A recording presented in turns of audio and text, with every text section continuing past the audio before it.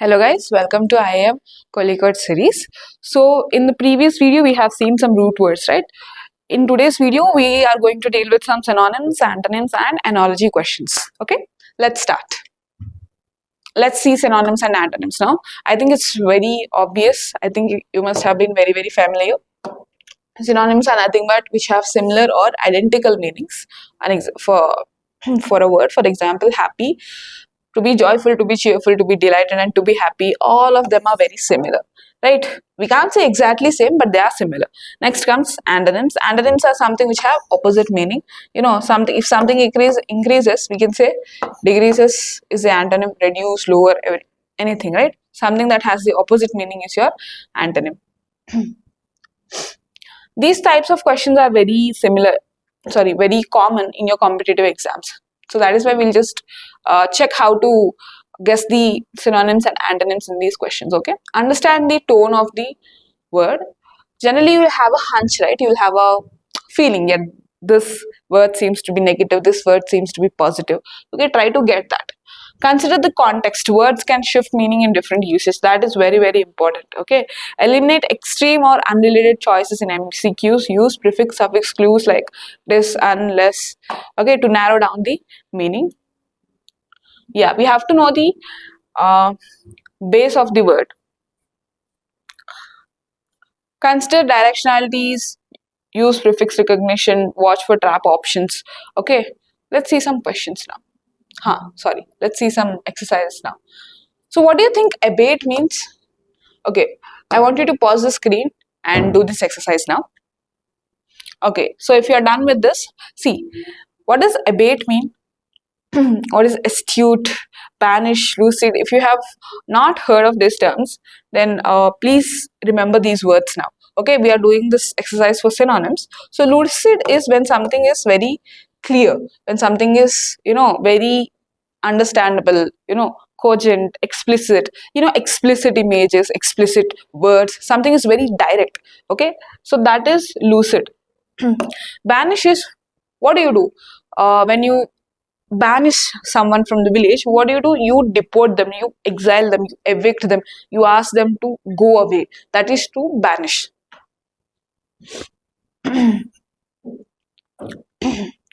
Next, what is the meaning of astute? Astute is when something is very sharp, clever, clear. Okay, yeah. And what is the meaning of abate? Abate is nothing but when something subsides, decreases or lessens. That is your abate. Okay, so yeah, let's see next slide.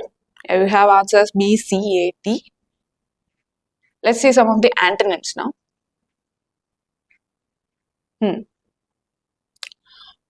You must have been aware about these candid pictures that you take, right? So candid is when you're true self, right? When your friends click your pictures, when you're like true self. So if that is you being very honest in whatever thing you're doing, right? So is it the antonym that we're trying to search for? No. So what is the antonym of honest? It could be deceitful, right? See, reserved and informal, they don't fit here, right? Next we have provoke. Okay, provoke, you must have heard about this word. Provoke is when someone provokes you. Okay, he's provoking me is when you get angry, right? So what is the antonym of that? Are you getting excited? No. You're getting annoyed, but we are trying to look at the antonym, which is to be calm, right? Yeah. Affluent. Who are affluent people? Affluent people are who are very rich, wealthy and lavish. We have to find the antonym, so it's poor. Okay. Let's look at next slide. Yeah, we have answers C, B, C. Let's try to do some synonyms now. Okay, the manager gave a meticulous review of the proposal. So do you think it could be careless? No, meticulous. How does this word sound, meticulous? It's a very positive word, right? Try to get a hunch of this. And careless is a negative word. Hasty is also a negative word. Hasty is when you're in very, jaldi mein hai bahut, And then you have vague, which is vague is something that is not clear. Thorough is something which is very detailed and clear. So this is a positive word. Even like this, you can identify the synonym of the given exercise. Next. Her remarks were considered derogatory by the audience. Right? What do you think this word sounds? Is it positive or negative? Whenever you come across this particular prefix D, generally you do see it as a negative word, right? So what are the positive and negative options? Let's try to filter out that way. Supportive, it's a positive word. Encouraging is also a positive word. Praising is also a positive word. But insulting, it's a negative word.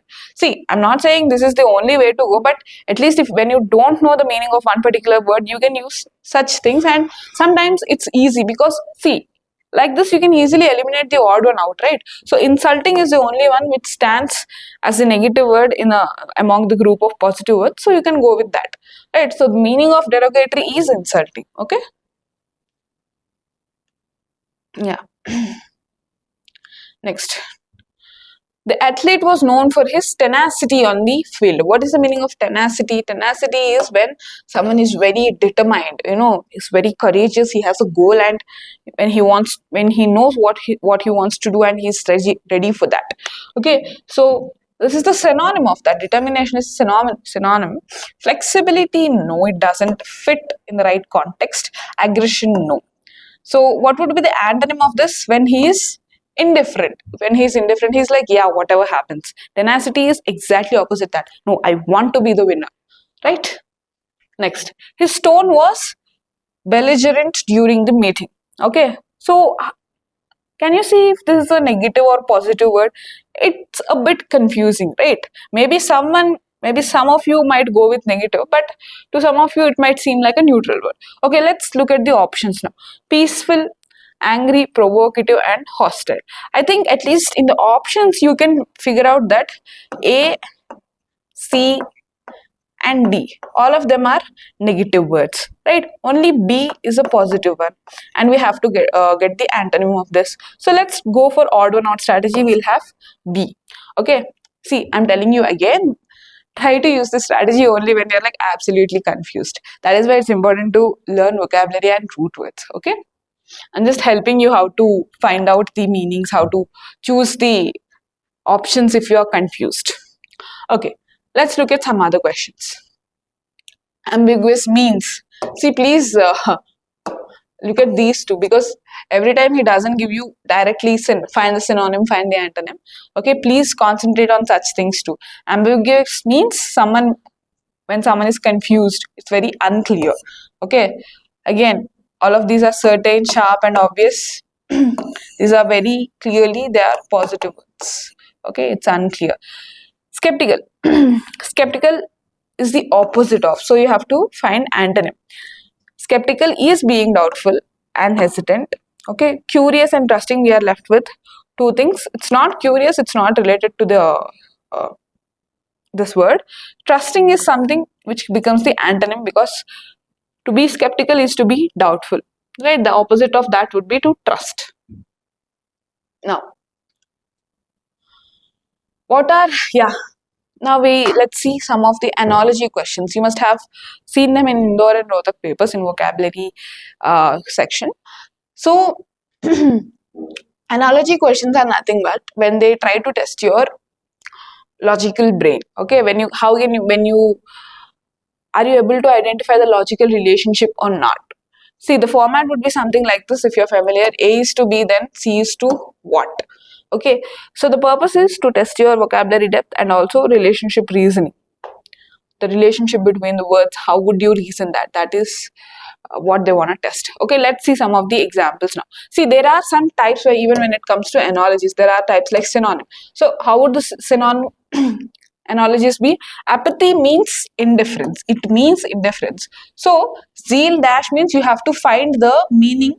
You have to find the option that resonates with the meaning of zeal. To have zeal is to have passion, right? And we have antonyms. Okay. When someone is generous, what is the opposite of generous? Someone is stingy. They're like, insulting you, they're poking you with their words, right? So these are opposite words. So same like that, when someone is honest, what is the opposite of honest? When someone is deceitful, right? When they cheat you. And then we have another type, function. Okay, so what do we use oven for? We use oven to bake things. In the same way, what do we use knife for? We use knife to cut things, right? And then we have cause and effect relationship. Cause and effect is nothing but what does virus do? Okay, what does it cause? It causes us illness. In the same way, what does drought do? Okay, what is drought?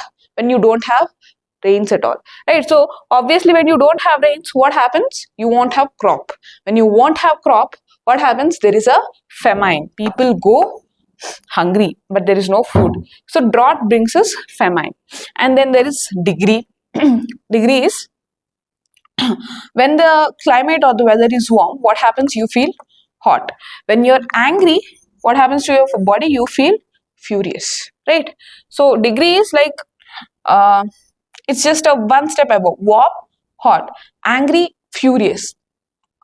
They are like synonyms, but a bit higher when it comes to intensity, right? Next we have worker and tool. So what does author do? What is author's tool? His tool is pen. In the same way, what is a sculptor's tool?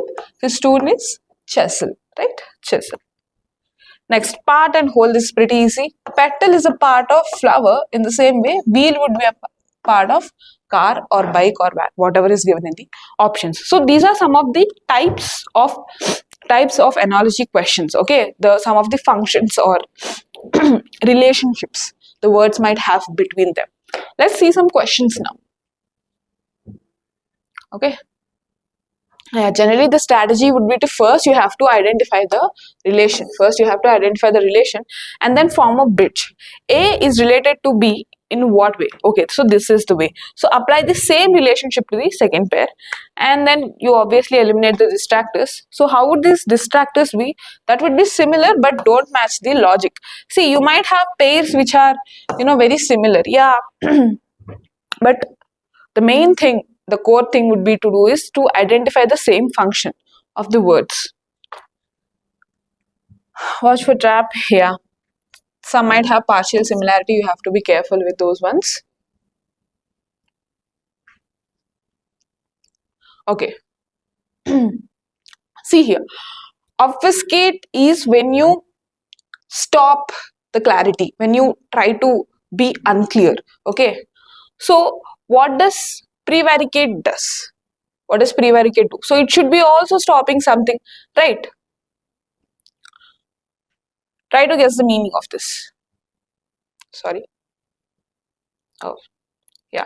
So prevaricate is when you try to be deceitful, when you try to stop honesty, when you try to avoid being honest, that is to prevaricate. So this is, you're obstructing this.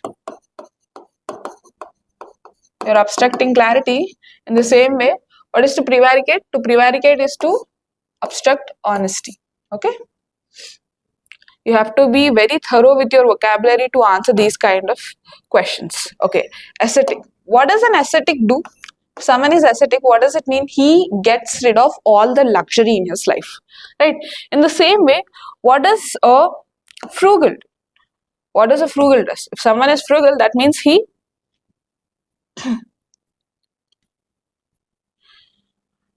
loses his extravagance. Okay. Who avoids the extravagance in his life. So the relationship here is ascetic avoids luxury. In the same way, a frugal also avoids extravagance.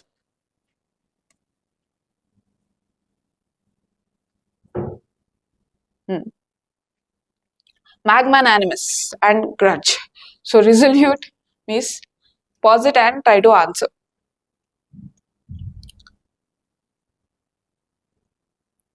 Yeah. So a person who does not hold grudge is magnanimous. In the same way, resolute is a person who does not hesitate. There is no hesitation. For this fellow, there is no grudge. And someone who is resolute, he doesn't hesitate. He just proceeds forward, straight forward, and speaks whatever comes to his mind. Okay? Next. Cacophony is when you make a lot of noise, right? That too in a bad way. So what is miasma? Miasma is when there is a lot of stench, a bad smell. Okay, it's not fog, it's not air, it's not vision. See, even though these are kind of closely related, misama is when there is a bad smell. Cacophony is when there is a bad noise. Miasma is when there is a bad smell, that is your stench.